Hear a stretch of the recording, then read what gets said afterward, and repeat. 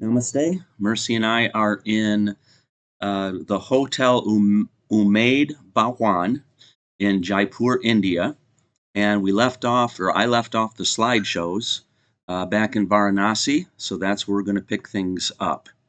So, just looking at a common sight in Varanasi, here is a woman selling her goods. These are actually just sticks; they're little twigs that you can purchase and you can chew on. And I'm going to have to do some more research and figure out, exactly why that's the thing. But everything we learned about what they do in India is just very interesting. I wish I had a better memory where I could remember all the details. But there's just so many new things that I'm going to have to learn in retrospect, kind of learn after the experience. So this is a very common sight. Varanasi is considered the city of learning and burning, we were told. So you go there to learn, and there are a lot of schools there. We saw a lot of students in uniform, and you go there also to die. And so it's a very interesting city, the city of learning and burning. And there are some images I'm going to have of the cremation site. So just to give you a heads up, by no means are they graphic, but I do think that at the very least I can say that I found the experience quite sobering. So here's another woman selling marigolds. Favorite color is orange. That's my favorite color. And so there are a ton of marigolds being sold, a ton of orange. All of the holy, the priests, the different members of the, I guess you would say, clergy of the Hindu temples are dressed in orange, some in white, but orange is the one that really sticks out to me. And I believe that's Mercy's shoe in the lower right. That looks like her shoe. So it looks like these uh, two Indians are talking to Mercy. Again, very busy street. So we walked from our hotel in Varanasi to to the Ganges River. So these are all pictures that we took on the way on our trek to the Ganges River. Keep in mind that a lot of the queues that you're going to see, a lot of the people in line are actually waiting to get into the largest temple in Varanasi, which is located on the Ganges River. And I should say Ganges, I think it's Ganges. But these are individuals who have made these pilgrimages just to go to this temple, and they will stand in line. We were told they would stand in line sometimes 5 to 7 hours just to get into the main temple, which Mercy and I did not go to. We did get some pictures around it, but we did not go into the temple. It would have taken far too long. So here's some more pictures of the street. You can see that the police do have a presence on the road. They have, I don't see handguns or things like that, but several do carry, I don't know I mean, they look like rifles. I don't know exactly what you would term them, but they are carrying rifles of some sort. So more scenes from the city streets. Yeah, the level of energy is just incredible, especially in Varanasi.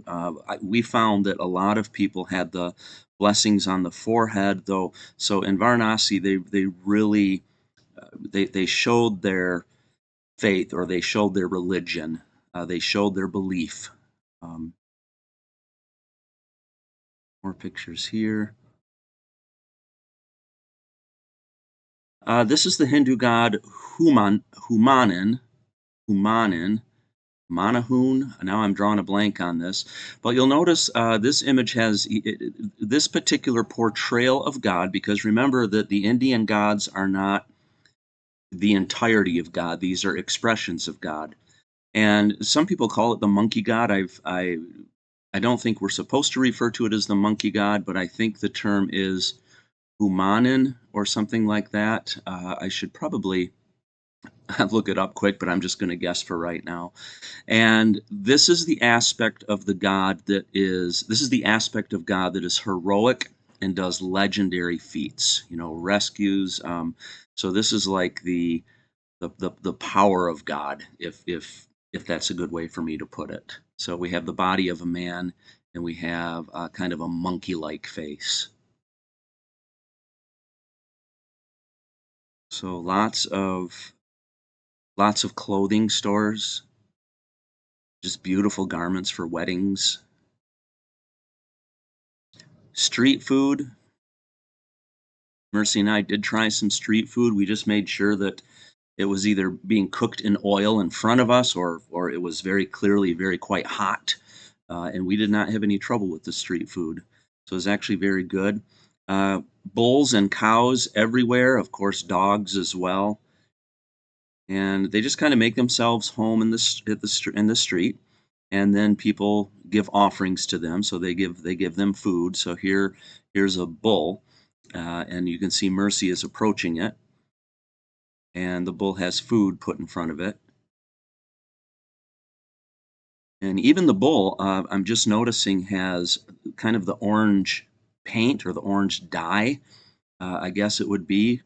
And so, in a sense, I don't know if that means their priests bless this particular cow, but we were told that we should pet the animals, we should scratch their heads, we should, be affectionate with them. So here's Mercy being affectionate with the cow's left horn. So Mercy didn't pet the cow, but she held its horn there. Here's another cow kind of waltzing right into the restaurant there. This is a temple, so there are temples everywhere. This is a little bit larger temple that you would take your shoes off at the bottom of the staircase here and go up into the temple. This particular area of Varanasi had these really cool bells that I'm used to seeing at the Himalayan, oh, what is it called?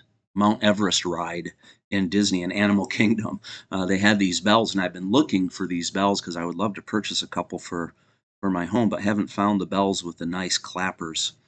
So anyway, but here's a temple on the side of the street. This was kind of interesting too. Here's a barber shop. And so some of the barbers will work in a shop like this, and other times you will be driving down the road. And I remember one, I wasn't fast enough to get a picture. I don't think, I may have it on my big camera, but sometimes there will just be a chair underneath like a viaduct of the highway. And there will be somebody just sitting in a chair and getting a haircut or getting a shave right underneath the viaduct of the highway. So, these people, they take their business wherever they can, and they help each other wherever they can. It's really interesting. Look at all the motorcycles. So this again is our journey or our walk from our hotel to the Ganges River in Varanasi.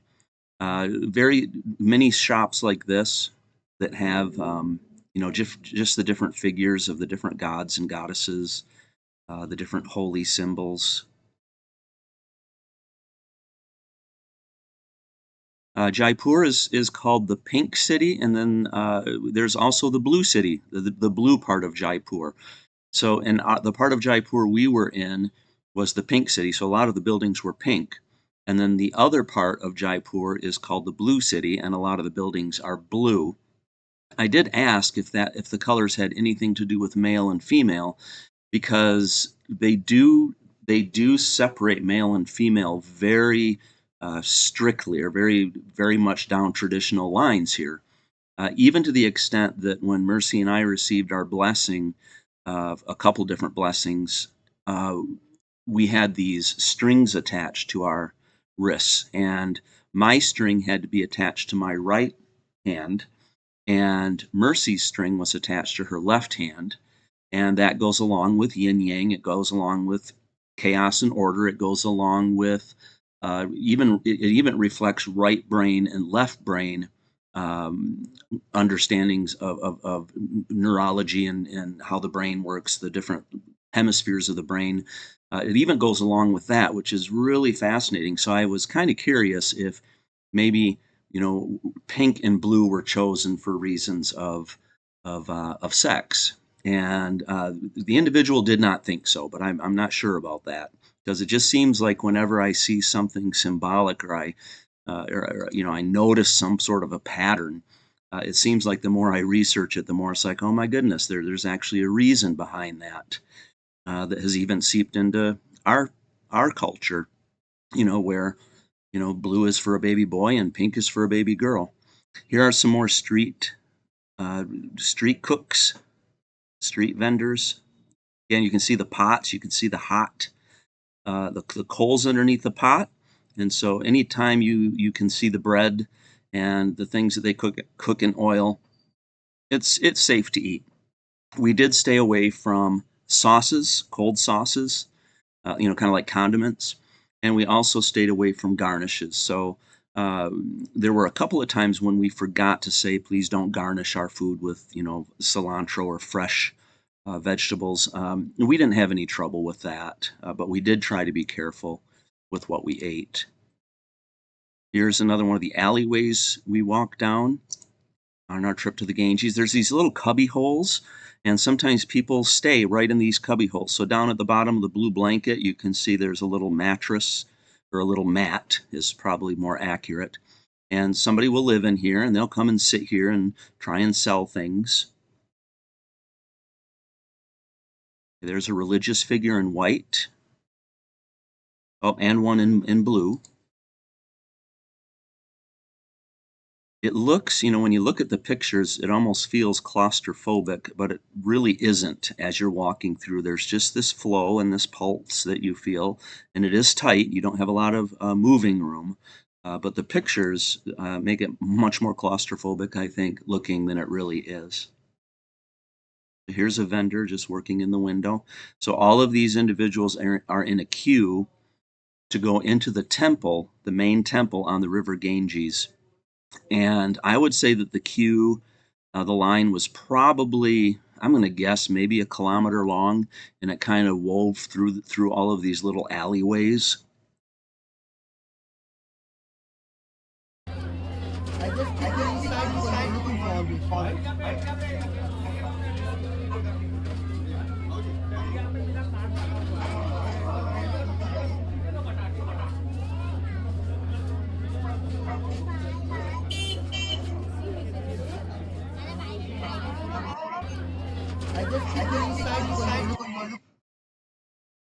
Here's another video.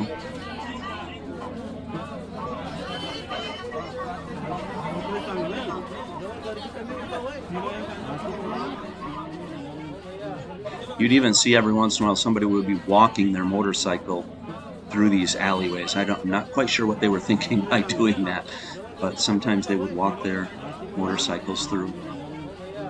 All of these little shops to the left and the right. Then all of a sudden you come around a corner and there's just this nice little peaceful area. Like I really like this entrance with the green and I think that's an indigo blue shutters. Other temples that are, just these little temples that are put everywhere. You just see them pretty much everywhere. So here's a small one on the corner of a shop. Here's a little bit larger one that you can walk into. The most common temple was Ganesh, who's the elephant, and I have a lot of pictures of the god Ganesh. And Ganesha is the god of, I like to put it, good fortune, because I want to be careful that it's not simply about money. There is a god, a Hindu god, that is more associated with money, but Ganesha is more associated with good fortune, I think is a good way to put it. Here's somebody cooking. This individual may have a restaurant in this little building right behind them. And here we're getting closer to the River Ganges. Here's an observatory. I really like the doors. I took a lot of pictures of doorways. Not only because I think the symbolism behind doorways, but just the way they adorn the doorways. I found myself, because they do put things above the doors that, that keep out evil, that welcome God. And I always think about the Christian story in the Old Testament of putting the blood above the door. And so I just keep making all of these really interesting connections of the symbolism of a door, which is like, if you think about it, your front door on your home is like your threshold. It's like the threshold between the world and your personal space. And so there's a lot of meaning behind that front door, and how that front door separates you, your personal space, from the world that you enter when you exit your home. Another alley. a lot of art painted on the walls, so there's much to look at even as you're going through the alley, through the different alleys. Now here we're coming through, getting closer to the temple and the river Ganges, and you'll notice this large tree, and you can see the orange ropes or the orange string going around the tree. So this is another temple we're coming upon, and you can see as we get closer there are a couple people bringing their offerings to the bottom of the tree, again dressed in orange. Here is another, just a little small temple. You can look at the water bottle on that shelf to kind of get perspective on how tall this door is. But a lot of the doors are quite short, and someone just decided to put a temple here. I think that's Ganesha. I'm not sure about that. It's probably Ganesha. And here we are at the river Ganges.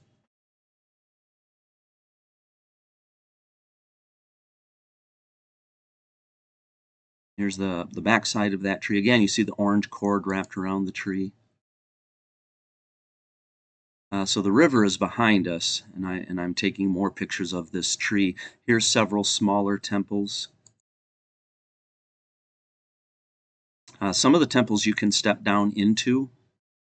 So this one, for example, you can step right down into and leave a gift. And it's usually flowers, it's usually food. It's something that, sometimes the food will be given to the poor. Sometimes, okay, so there's Ganesha right there. You can see the elephant god in there. So the aspect of God, or the part of God that is of good fortune. And this was interesting too, this doorway, another doorway, had these tiles on the right and the left that had all of the, I guess, the major figures of the Hindu story. And I do have a video here. And I'll try to name them, but here you have, I think, Shivu and Parvati, who are the parents of Ganesh. And I think you saw Krishna back there. You can see the different gods. There's the Hindu family. And then we'll go through here and look at the river.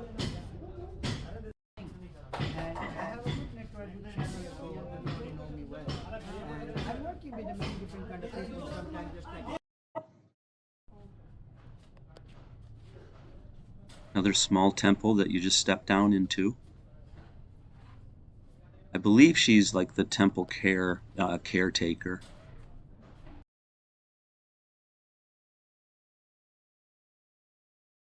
Another cool door.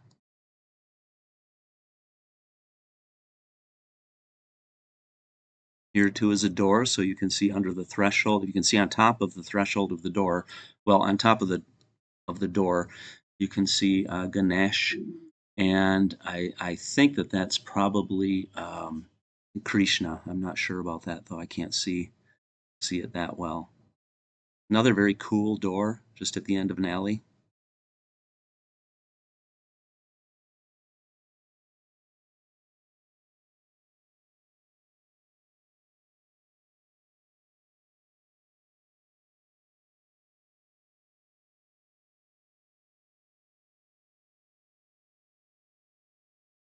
In the morning, you found to see lot of monks.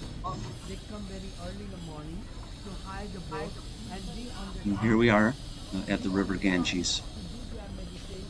I think every time I say that I pronounce it differently, so I apologize about that. Take us back home. So same thing for the Buddhism. They want to return this time to bring back home. In the morning, you found to. Again, this is above the door. You can see Ganesha. I liked this. You have a cow there. You have some workers working on the masonry of the building. You have a holy man there. I've got some better pictures of him on my other camera. And here we are walking down the steps toward the Ganges.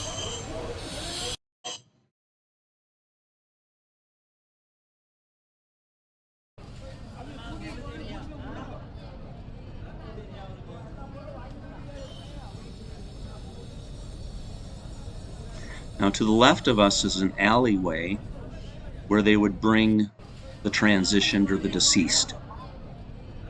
And while we were there, we witnessed, I would say, about 6 deceased Indians come for cremation. So we'll show you that in just a minute here.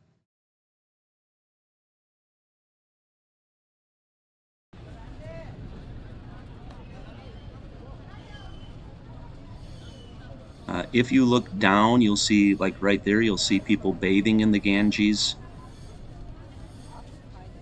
This is a cleansing ritual.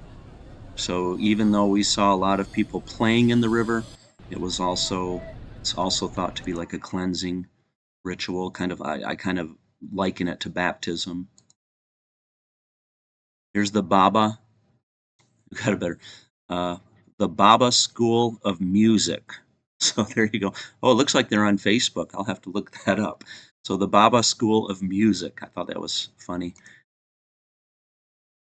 Somebody selling linens, garments. Here's a holy man behind a motorcycle.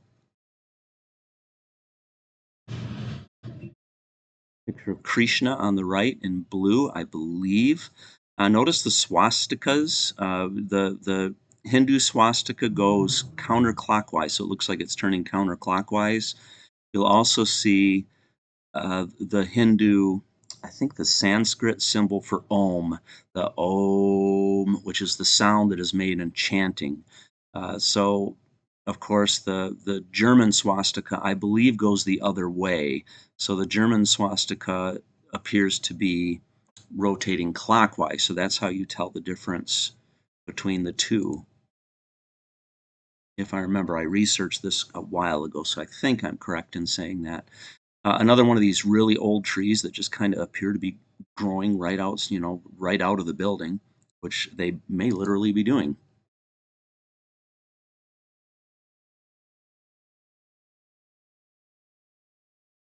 So we would kind of take glimpses of the river Ganges and then go back into the alleys a little bit, and we were just kind of slowly working our way down.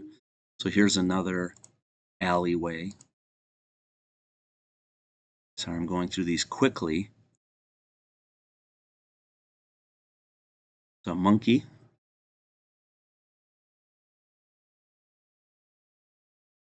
Another place of offerings.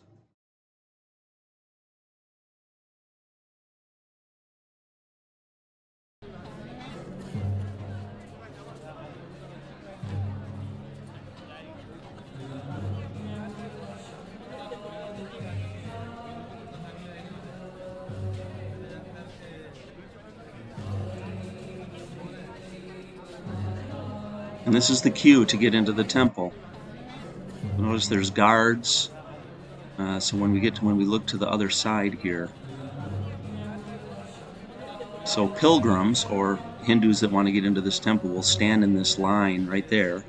Will stand in this line for several hours, and the line continues through many of the alleyways, through the back alleyways of Varanasi. That gives you an idea of the size of the queue to get into the temple.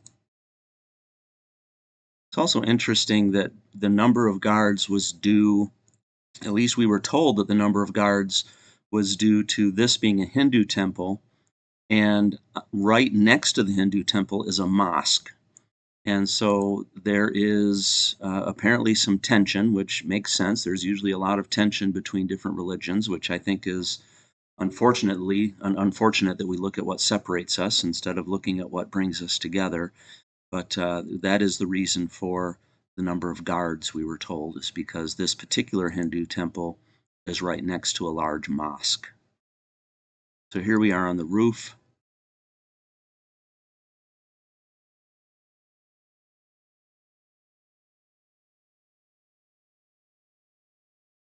I think what I'll do, I think I'll leave you with this picture, because the next several pictures I want to talk more in detail about the cremation sites and what we witnessed and kind of the steps that we go through and things like that. So let's end right here.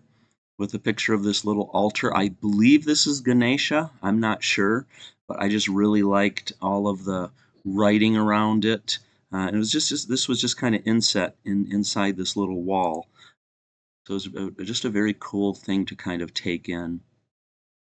So we'll stop there for right now, and I might have time to do another one this morning because Mercy and I are getting ready to catch a flight in just a couple hours here. So, all right, namaste, and we're looking forward to being back in the States and seeing everyone, but we sure have been excited about what we have experienced and witnessed here in India.